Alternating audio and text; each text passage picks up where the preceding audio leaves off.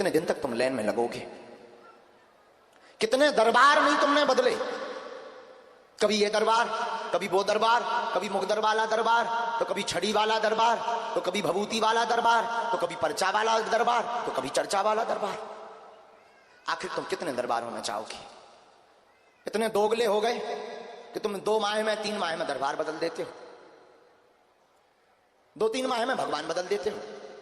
आखिर तुम कब तक धक्के खाओगे? आखिर कितनी अर्जी लगवाओगे तुम? तुम्हारी पेट की पीड़ा ठीक नहीं होगी, सिर की शुरू हो जाएगी, सिर की ठीक नहीं होगी, घर की शुरू हो जाएगी। आखिर तुम कब तक ये हैरानी भोगोगे? क्या कभी आपने सोचा कि केवल पर्चा बनवा लिया तो अब पूरे जीवन की समस्या विराम हो गई? नहीं, ये बात कड़वी जरूर है, शायद किसी गुरु को इस बात से मिर्चा लगे। मैं निवेदन करना चाहूंगा, तुम माध्यम में पढ़ना बंद कर दो, तुम दरबारों में भटकना बंद कर दो।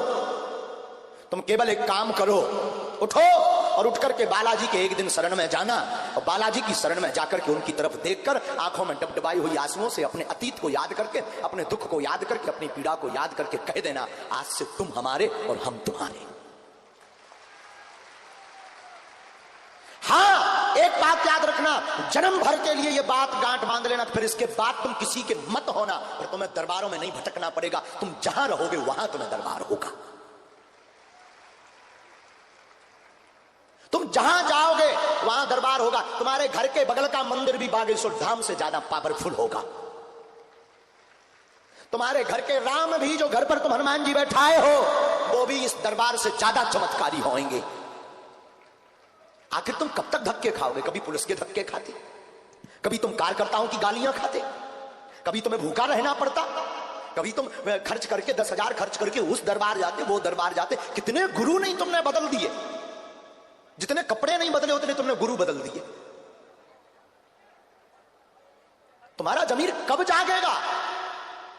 कब तुम सोए हुए जागोगे? ऐसे हम भी कभी किसी दरबार में आए थे, वो दरबार का नाम था बागेश्वर। हम भी तुम्हारी भांति यहां जोड़ करके गए थे, हम भी तुम्हारी भांति अर्जी लगाने गए थे, और हम जिस जगह पर बैठे, इस जगह पर भी हमारे सामने कोई बैठा था।